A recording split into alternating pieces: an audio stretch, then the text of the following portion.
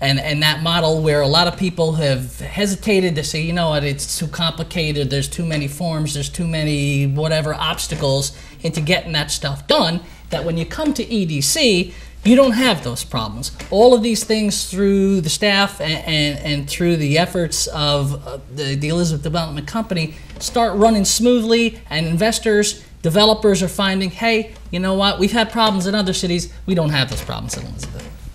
Carlos, the EDC, how much of the new market tax credit allocations have we used, or how much is left? We still have $25 million, Mayor, and I'm happy to report that as of the end of March, we were able to identify the investors that are willing to come to the table for this $25 million. So we have entered into an agreement, and they will provide the funding to leverage this $25 million. Now we are in the process of working and meeting with different potential projects in areas of redevelopment in the city of Elizabeth. So there is a lot of different other projects that are on the table right now, and hopefully we'll be able to deliver the $25 million to maybe 2 or 3 projects that will. Can you talk about some of those projects, some of the new projects that or type of projects that EDC is working? Well, the Elizabeth trying that one again. Presbyterian Center, which we worked long and hard on, should begin construction within the next month. The First Street redevelopment project, working with the Housing Authority on providing residential and businesses on First Street. I know the Port community has long waited for a supermarket. Their DEP has basically given us everything we need to do to move forward on that project. And I expect that we should have construction documents very shortly or within the next month. And the Midtown redevelopment is again looking very upward. There are 2 or 3 nice projects that are on the table that we hopefully can bring to fruition very shortly. But some of these are really close. The Port Presbyterian Center, I believe, within the month. Within a month. Breaking ground. And the supermarket, the DEP has signed off on it. Yes, they have, and we're ready to move forward, and everybody's very excited to get that finally. Carlos, with the downturn in the market, is it causing a difficulty for investors to come in and say, hey, I got a project and I want to do this project, or is a downturn in the market really putting a complete freeze on economic development? Well, it is putting a slowdown. It's slowing down economic development, but again, that's where somebody like Elizabeth Development Company comes into play. We specialize in providing and attracting financing from private investors, other government organizations, that to make sure that the projects happen. Obviously, we get a lot of calls on a daily basis, from small business owners that are struggling. And obviously we acknowledge and we know what the struggles that are going on. It's not just one business, it's pretty much a lot of the business. It's not only in Elizabeth, it's pretty much nationwide that they are struggling. But programs like the ones we have at Elizabeth Development Company will come at a key timing like this one, because again, we were able to provide very low interest financing, and we were able to attract different programs from the state, federal government, and private lenders that will not always come into the city unless they have all the funding from Elizabeth Development Company. You see this partnership working out real well, in other words, between the private and the public sector. I do. It was what EDC was created for. It's the place where, when projects that to our vision make sense, but maybe to such and such a bank or such and such an institution don't, we can make them happen because we have the financial resources and quite simply the talent to do it. Now, if anybody wants to contact the Elizabeth Development Company, who would they call and what number would they reach out to? They can call me at 908-289-0262, and my extension is 218. We have a staff of about 10 to 11 individuals, always willing and able to go out and meet with the client. We believe that we have to break that mold of being a nonprofit or a company that is just works on appointments. We believe that if we have to go out on a Saturday or a weekend or after hours to meet with the clientele of the potential business owner, that's what we will do. They can contact me at 908-289-0262, and we will sit down with that potential business owner or that business in Elizabeth, and we will explore different options to see what is the best option for that business, to help them out in this tough situation. Good. I want to thank you, Robert, for taking the time to join us on the show. Thank you, Mr. Mayor. And I appreciate you coming out. Carlos, I want to thank you as well for taking the time to join us. It's always a pleasure to be here. It's good to see you. Thanks for sharing some of the work you're doing with the business community in our city. Great. Please stay with us after these messages. We'll be back with Alonzo Jones talking about a citywide Olympics effort that we're putting here together in the city of Elizabeth.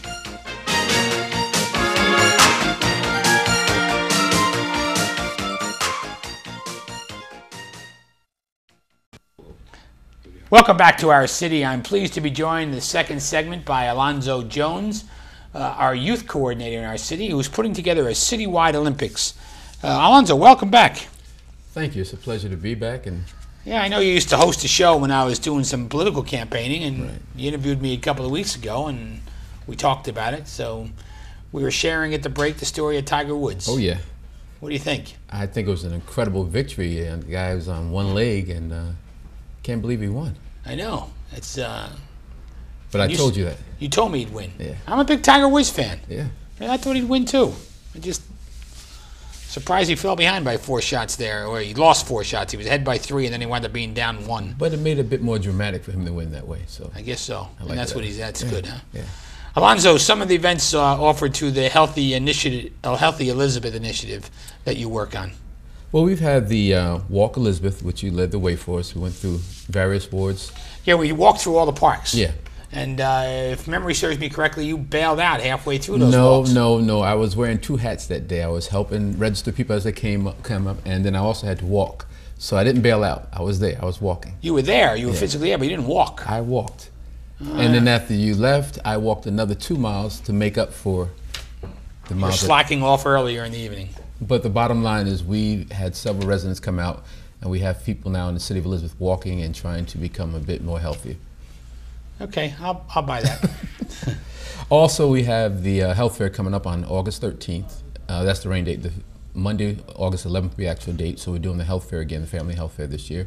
And we're also kicking off a City Olympics. So those are 3 things we have coming up. And tell us about these city games. Now the city games will kick off on Saturday, July 12th. We're going to have a torch run up from 3rd Street and Elizabeth Avenue going over to the Fred Erksleben Recreation Center. And we'll have some of the Hall of Fame members run the torch over. There we'll be greeted by face painters, clowns, and we'll kick off the Special Olympics that day. That will start at 11 a.m. over in Fred Erksleben Center. And we'll have the Special Olympics, and then from there at 1 o'clock we'll have the softball toss.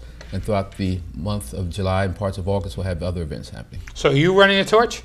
No, not myself. Some of the Hall of Famers are going to run the torch. I have to be there to help coordinate the event, so you don't say I slacked off again. I was wondering if you were going to be running. I wanted to see that. No, I'll be running in September with the firemen. Oh, you will? Yeah, the Fallen Heroes. Yeah. Do you always finish? Yes, I finish under 30 minutes. You finish in the same day you started? Yes, I do. Okay. What are some of the games for the Olympics that we're doing? Well, this year we have it broken down into 3 categories. And this year we have, for the seniors, we have bocce, billiards, dominoes, chess, checkers, and the special games for them are going to be Wii. We're having bowling and golf through the Wii games. We just get the Wii in the senior centers, didn't we? So now we're going to take advantage of that and have the seniors participate that way. Also for the Special Olympics, we have basketball, free throw, softball, beanbag throw, obstacle course, and a relay race. And then for the kids, grades 1 through 12, we have a 3-point shootout, free throw basketball, football throw, soccer, chess, and softball. And where are these going to all take place? Well, they're taking place throughout the city. We have the Mickey Walker Center, the Fred Erksleben Center, Miller Evans Logan, Droda Field. We have the Stephen Sampson Center, Liberty Square, and also the O'Donnell Dempsey Center. Now, how do people sign up for this? Do you just expect them to show up that day, or? No, we have to have advanced registration. It must be advanced registration. The applications are now at all the centers, at the ones we just named, all the rec centers, and the senior citizen centers. How do we reach the young people? Well, we went out to the centers. We're also campaigning throughout the summer day camps. And throughout the day, we're just going up and down the streets, finding kids at random, saying, hey, we have something for you to do this summer. And how's the participation so far? So far, so good. Excellent turnout. The kids are excited. Seniors are excited also, which is surprising to me. I'm getting a lot of calls about bocce and this, that, and the other. It's a game I'm learning about right now. So, bocce? Yeah. You got to throw a ball and bounce up against another ball, or exactly. get closest to a ball, right? Exactly. And you get points or something. Right. Because we have the bocce in the Peterstown Community Center. And that's where we're holding that event at. Yeah, because it's not in any other center. All right.